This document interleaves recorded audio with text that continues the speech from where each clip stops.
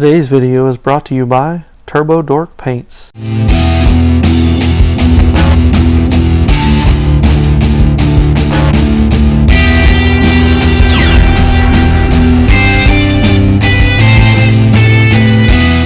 Hey guys, Tom here, and this is Not So Average Builder. And today we're going to be working on TurboDork. So I was able to get 10 of their paints from TurboDork. They were nice enough to send them to me so I could try them out. And we're going to put them to the test today and see what they can and cannot do. Before we get into that though, I'd like to say if you like this video, give it a thumbs up. And if you haven't already, please consider subscribing.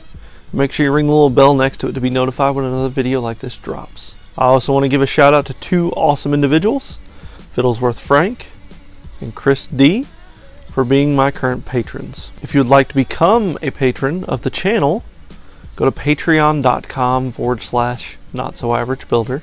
There are different tiers that you can choose from to allow the channel to kind of grow. Any money that's made from Patreon goes back to the channel itself.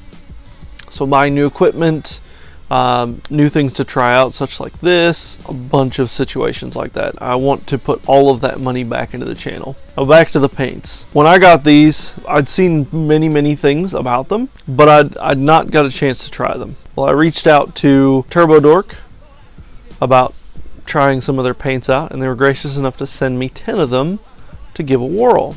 And that's what I'm going to do today. I got 4 metallics and 6 of the color shift. Pretty much got all their color shift line with the exception of a couple. And I'm kind of excited to see how these things do. I'll stop rambling on. Let's jump right in. Alright, so you may be wondering why I have all the paints lined up, why I have so many spoons, and what are these abbreviations on there. I'm going to put each paint through 5 different tests. So on the bottle, and by the manufacturer, I've been in constant contact with them. It says, for most vibrant results, apply over black undercoat on the metallics. On the color shifts, it says must be applied over black undercoat. Alright, so I'm going to give this a shot. Why does it need to be applied over a black undercoat? Now the manufacturer has told me why, but I want to show you all. So here are the 5 tests that I'm going to do. I'm going to break the rules. Do white primer, that's the color. And I'm going to put no top coat on there. Do just a gray primer, again the same color, with no top coat. And then I'm going to do it the correct way. Do a gray primer because I don't have a black primer. Spray it with a black undercoat, that's your color. And again, no top coat, so you can see what it looks like without a top coat. Then I'm going to follow this with the top coat. I'm going to have a matte and I'm going to have a gloss, so you can see what the paints react or how the paints react using different top coats.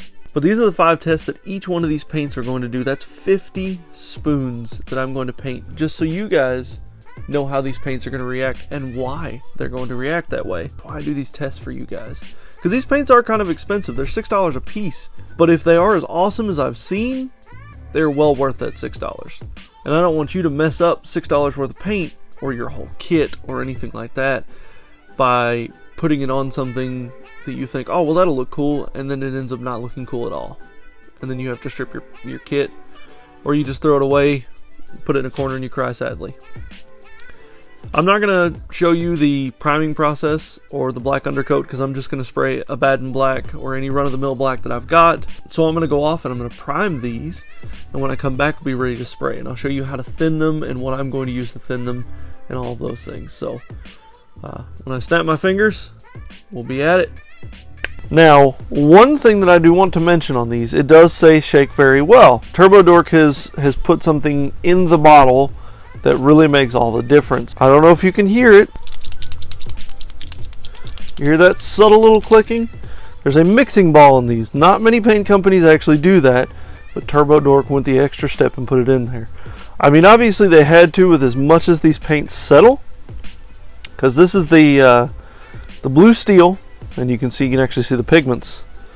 So like for instance Darknet, you see how it's separated. All the paints on the bottom or the pigments on the bottom. Let's get this shook up and you'll see what I mean. and now all your pigment's at the top and suspended in the medium. So this stuff, after a few minutes, will settle. So you constantly have to shake these. That is all of them. Even the metallics settle. So this is the spicy meatball. It's their red metallic. It is already separated. That is going to be another test too, because I'm going to be spraying 5 spoons with each color, and I'm going to be 2 to 3 light coats, as what the bottle says, or 3 to 5 thin layers with hand brush or airbrush. So I'm going to be doing this, and in between each coat I'm going to be air blowing it off. So let's see if this stuff separates in the pot.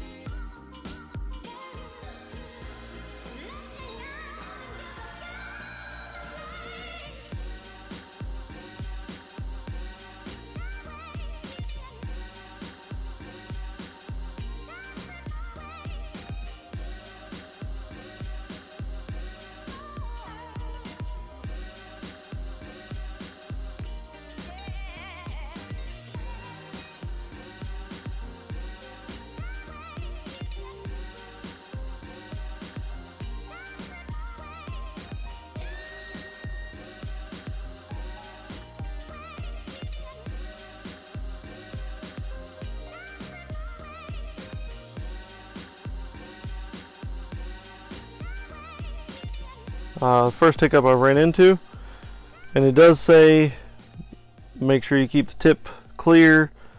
I can't really tell if that tip's actually been opened or not, because if not, you'll end up having what I had happen, and that was a whole bunch of paint shot out in here. So I don't know if this is going to thin properly or not, but we'll find out.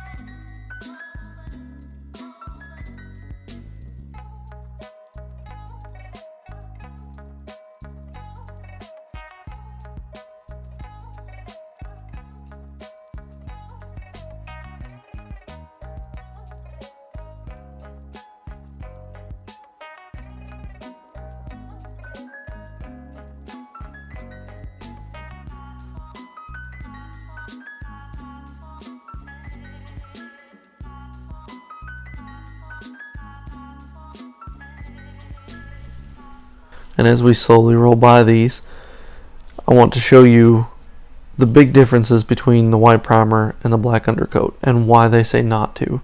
The colors are wildly different. It wasn't as bad on the metallics as it was the color shifts, but you'll see that here in a minute. The metallics just kind of got a lighter hue, and even with the gray primer, it just didn't seem to do true to the metallics, I guess.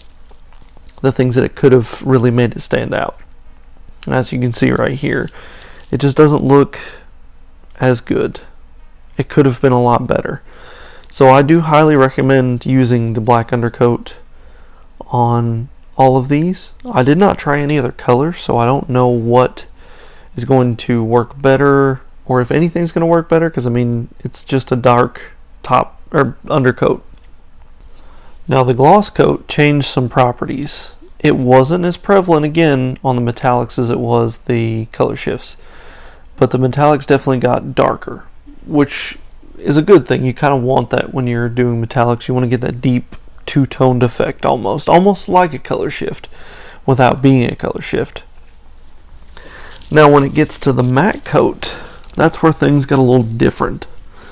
As you can see here, I don't know whether I didn't get my matte coat mixed up enough or what, but all of them had like a milky hue to it, and they didn't have that when they were drying.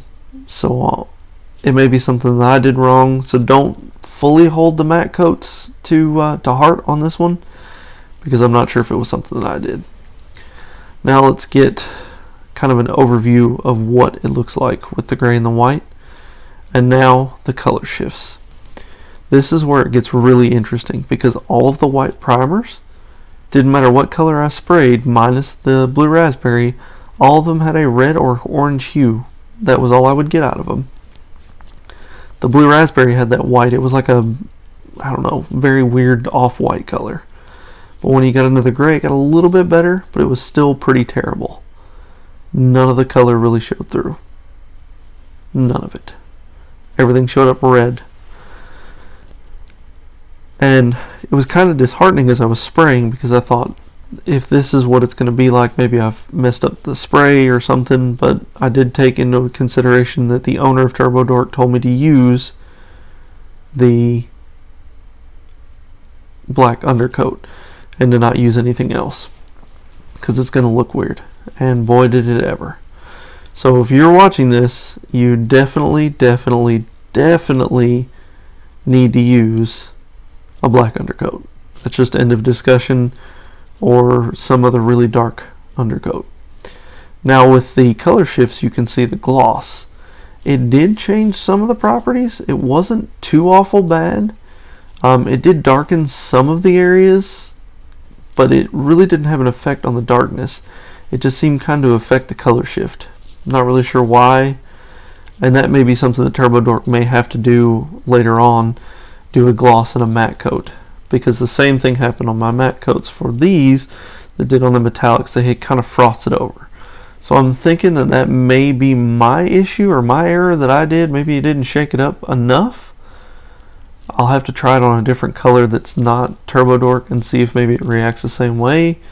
All of these had plenty of time to dry before the matte coat was put on or the top coats were put on. So I'm not really sure what exactly happened with those. But enjoy watching the rest of these, and I talk about this here in a minute, where we kind of go over everything about it. So long story short, I highly recommend going out and picking up a set of these paints. They may be a little expensive, $6 compared to the normal $3 to $4 range for paints, but my word at the pigmentation that's in these. I really wish that it would come across on camera just how shiny these things are. Like the blue raspberry is probably my favorite because of how it sprays, how it comes on clear and then goes this like deep brilliant blue with a little bit of purple in there. Like it's amazing, and you can even see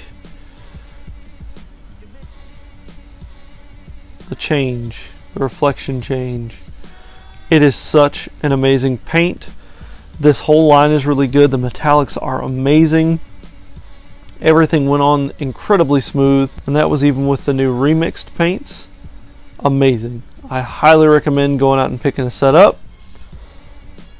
You will not be disappointed. These will be used on a ton of future projects.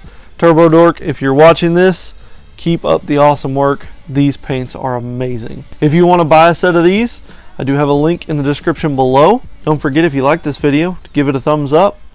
And don't forget to hit the subscribe button if you haven't already, because there'll be a ton more projects with these paints. You know you want to see them. Look how shiny it is. That's not even the clear coated one. This is the clear. I'm just kidding. It's the matte. Look at that. It still has some hues to it. Still has some properties, but it's nowhere near what the original was. So I'd almost forgotten to try and hand brush these and see how they do. They don't do as good as even, and the problem is, as soon as you put them on a wet palette, they immediately try and separate, so you constantly have to go back and mix them up in the wet palette.